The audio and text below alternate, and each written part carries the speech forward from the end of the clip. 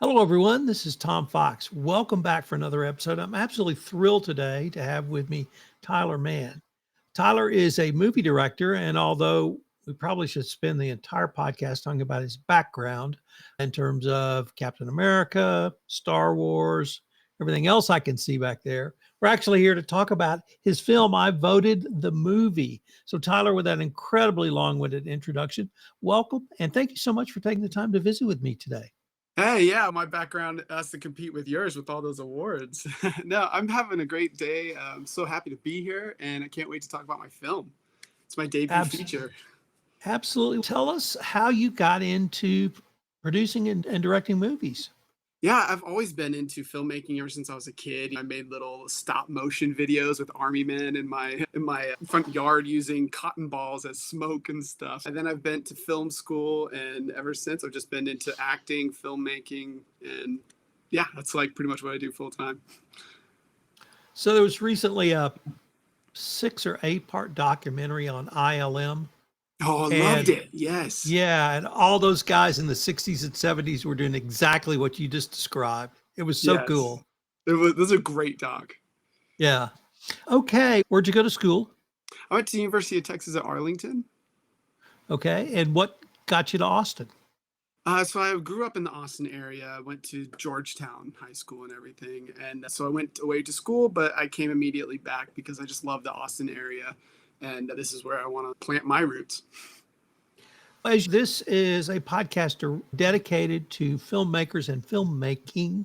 It's supposed to be in the Hill Country, but it's as broad as I want it to be. But I was really intrigued by what I saw in you as the intersection of film politics and leadership in indie filmmaking. Can you maybe let's start with there and see where it goes? Yeah, absolutely. That's a great way to put it. So, what do you see as the intersection of all those?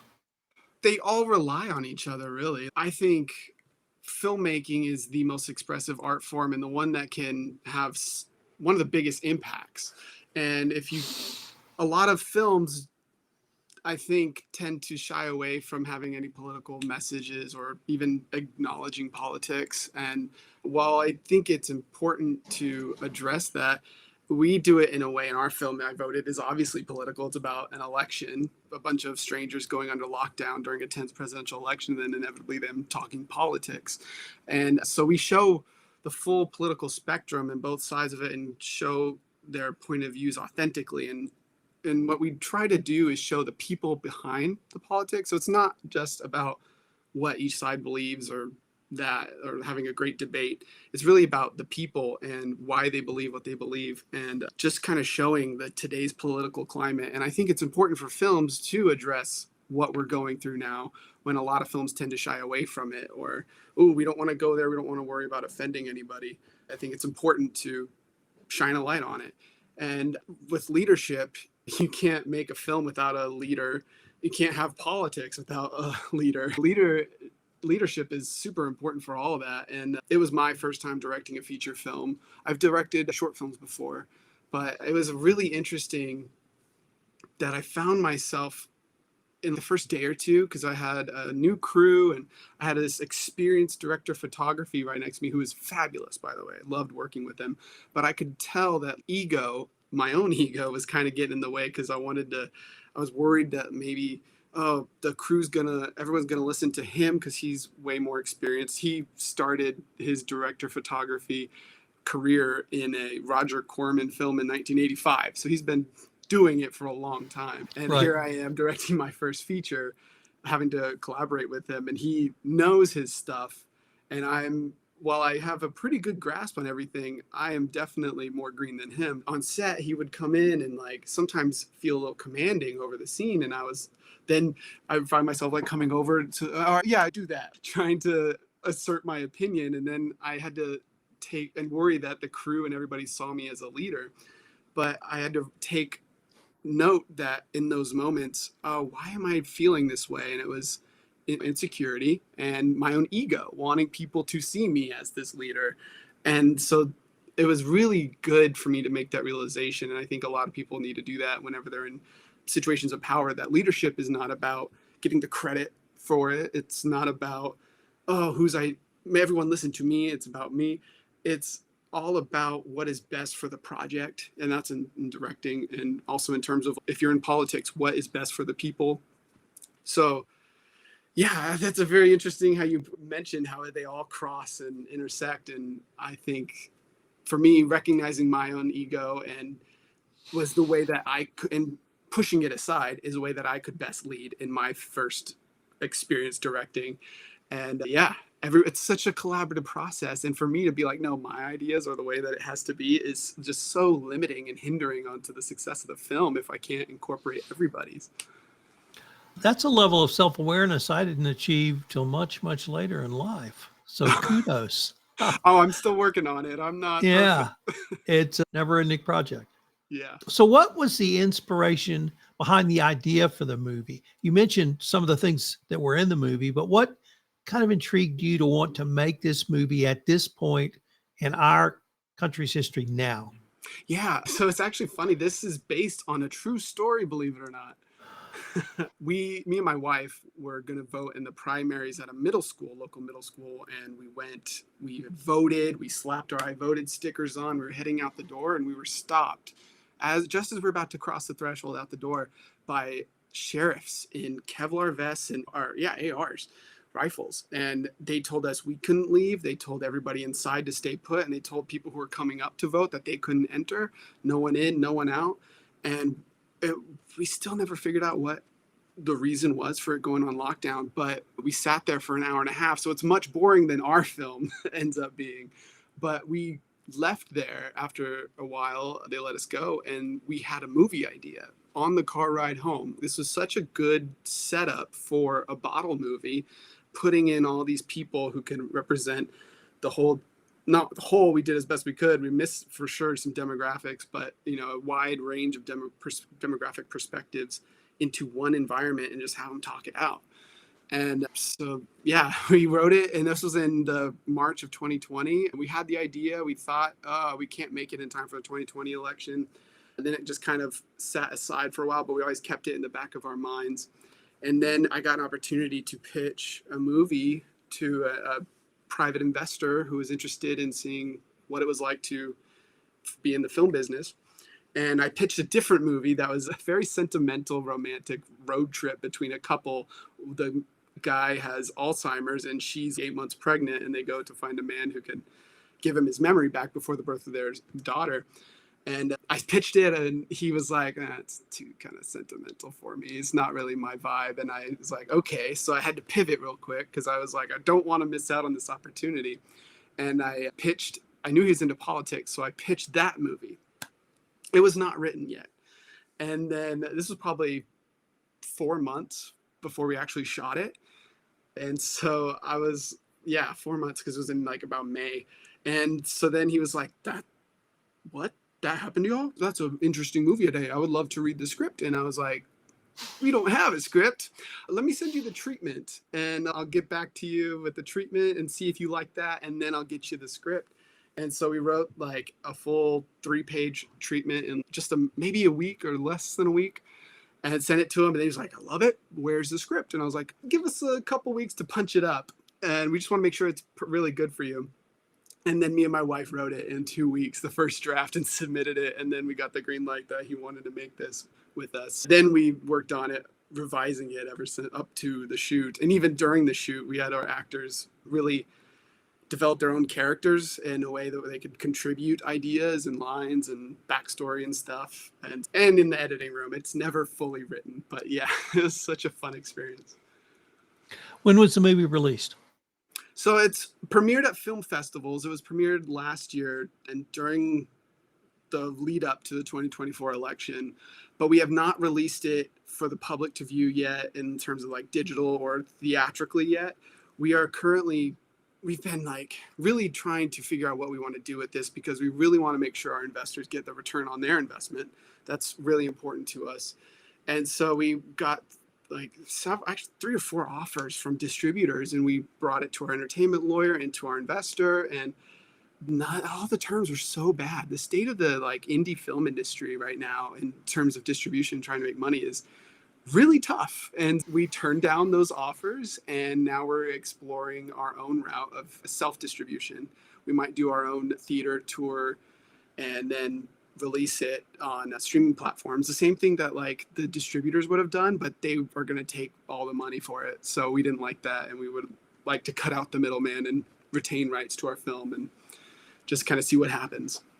That's what CJ Goodwin did with his movie Mayor of the Night. Yeah, I've been really inspired and impressed with what he's done with that film, and I want to kind of adopt something similar.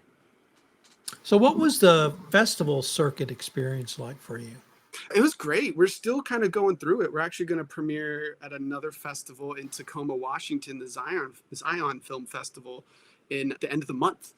But we have had such an overwhelmingly positive reaction to this film. People have come up to us afterwards telling us like this film addresses kind of what I feel like the country's been going through, but in a way that hasn't been yet. Like, people aren't talking about how this is, even though it's in the news all the time, it's sensationalized, it's in our face, we hear about all the things going on, but we don't hear it from a human level, like how it's affecting people every day. And that's what our film strives to do, is show it on each one of these individual characters, how politics affects their lives and how their lives inform how they believe. And it's been really cool. I've been really nervous because we've played in some wide variety of festivals in terms of like where you can tell their political leanings are. And each time we expect the Q&A after it's done for people to be like, why did you do that or whatever, and have an uproar and kind of, but every time we're impressed that it's just actually such a great Q&A. Everyone's engaged. Everyone has so many questions. We don't try to completely say that like the people are one way bad or another, in like they have the things that they do, but it's all rooted in their characters and the situation. And we want everyone to kind of come away with, I can actually kind of see why that character did what they did or believes the way they believe, without trying to spoil anything. So yeah, it's been really great. We were trying to get it out to more people because we do believe this is a film that people need to see. It's kind of bold. We go to places that a lot of films don't go, and that can be tough for some people. We have had some like reviews written from people who I think were upset, but mostly when we talk to people and like full theaters of people, they've had all good things to say. And maybe it's because they're flattering me, I don't know, but I truly believe that people are impacted whenever they see this film. Let me turn to the filmmaking process itself. What were some of the biggest challenges you had on this shoot? And then what are some of the biggest rewarding moments that you had as well? Oh yeah. Okay. So it was a very challenging film. For an indie film, they tell you keep it small cast of a couple people. We had an ensemble cast. We have, I think, 14 people locked into this polling location, all just sharing the whole environment and screen time together. So that's a thing that they tell you not to do on your first indie film. We had a kid worked with kids, and the kid is actually deaf. So we had to have an interpreter and a sign language instructor for the other actor who plays his mother. And so that was a challenge. And then doing a bunch of, without spoiling too much, a bunch of stunts and fighting and visual effects towards the end that were also very ambitious. So all of that, taking on these challenges that typical indie, at least first indie features, don't do, was, I think, something that was really rewarding and will help us stand out from other typical indie films. And then, yeah, we had the opening shot. It's not the opening shot, but it's like the main opening shot. You'll know it. It's 4.5 minutes long, single take shot as Anna enters in the polling location. We enter in with her, and we go with her throughout the whole voting check-in line all the way up until she's about to vote. And we do it in a way where we are also introduced to all the characters who are going to be here. And so we set a whole day for that one shot, and we rehearsed all day. We got the actors who all day, they know it. We got the steady cam operator. He knew what to do, but we had to wait for it to get like sunsetty nightish in order to shoot it. And then we had to wait for the kid to also get off of school. So he had to come from school and then join us. So he wasn't rehearsed. And we only had 3 takes at this shot. We We also had another actor who was going to do a night shoot on another film. And so he had to leave right away. And he was gracious enough to give us like an extra hour or so we could get the shot. So he was like needing to leave, that just all the pressure of this time constraints on this one shot. And we did it once and it had an error. So we had to go again. We did it twice. And I was like, I just need one more. We need to adjust this thing. And then we did it a third time. And everyone's, oh, we got to go. We're fighting everything. And we nail it. And everybody just erupts. Like, everyone was so excited that we all watched the shot together in playback. And everyone was like, we did it. We got it. And to have that feeling of our whole crew and cast triumph together was just like one of the best feelings on set. It was great. As a viewer, that long shot, lengthy one take shot is one of my favorites. And I think I now understand why. It's because everyone has to be so focused to get it right, or you're going to have to do it all again. And whether it's 4 minutes, whether it's 10 minutes, whether it's 12 minutes, I love those. And now I think I understand why. Yeah. Very cool. You mentioned the politics is obviously a part of this film. Is that something you were able to address directly so a character could talk about their politics? Was it confrontational between the characters? Were you able to have almost a dialogue of different views? And not that people changed their minds, but you were able to present the views you wanted to present? Yeah, absolutely. So that's the whole film. When we wrote it, we knew the plot points, but then when we actually sit down to write, the hardest part was that, like, it's about 2/3 of the movie where it's all conversation, and it's between all the characters, this ensemble cast who are just amazing, by the way. Every one of them delivered in spades. And so figuring out how to build the story in terms of building tension, while also, it's not hard to build tension when people are talking politics, right?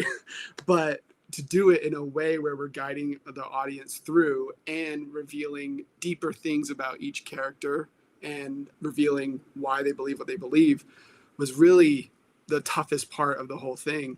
And the characters at times do kind of hear each other and agree on certain points that maybe they didn't when they walked in here. But then, of course, to reflect authentically what at least it feels like now in this political climate, where it's hard to talk politics in a way where people don't get heated and don't get triggered and don't feel like they're getting personally attacked, because so many people have their like whole identities wrapped up in their political beliefs. So that allowed for us to build tension up when certain topics get too heated, and then we bring it back down a little bit, and then we bring it up, and then we bring it back down. It's we kind of are constantly slowly bringing up the tension throughout the whole thing. It's like watching a pot as you turn on the heat and start to boil, until at the end when things turn into a whole different tone of movie. It's almost like I say the beginning is very Breakfast Club, like a political Breakfast Club, but also 12 Angry Men.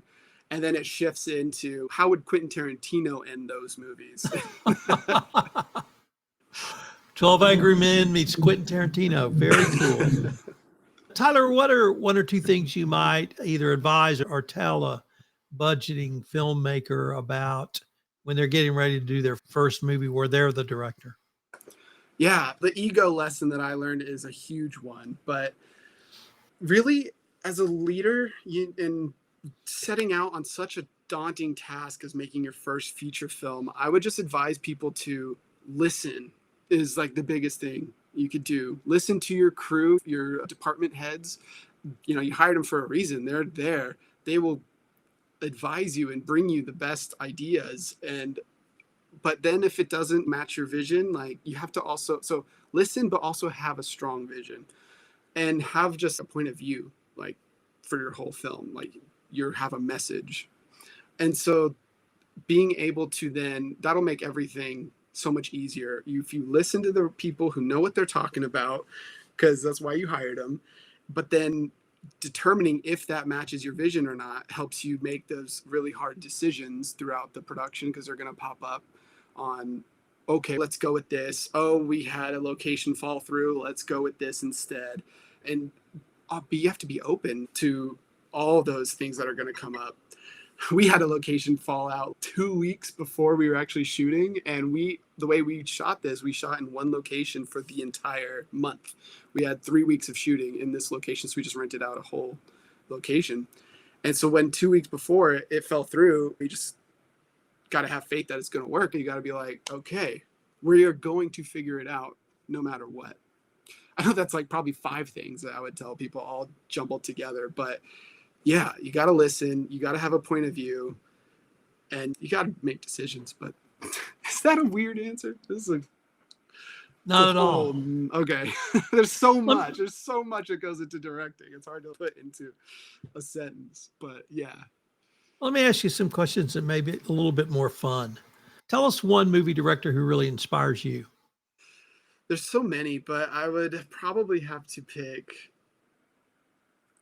Christopher Nolan in his earlier works, for sure. Like, he can be divisive, but like, he talk about someone who was determined and had a vision, but yet listened to his department heads. Trying to tie it back into the previous question, but his storytelling was unbelievable with Memento and The Prestige. Like, he was breaking new ground and showing that you can do so much more with this medium.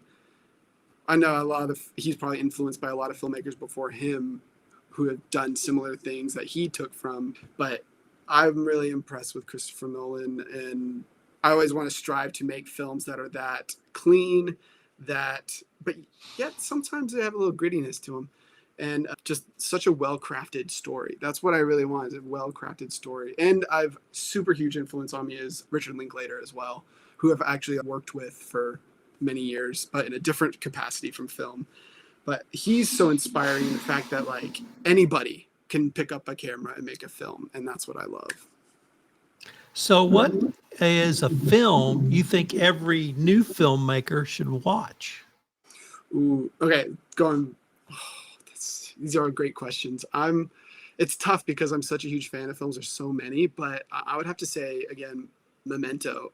That film does the standard 3-act structure of storytelling. It's there, you believe it or not, yet it is also so unconventional and non-linear, and it kind of just completely, for me, that was a huge shift on like how a movie could be told. And watch Memento, watch it again to analyze it, and then again and again. I could watch it so many times.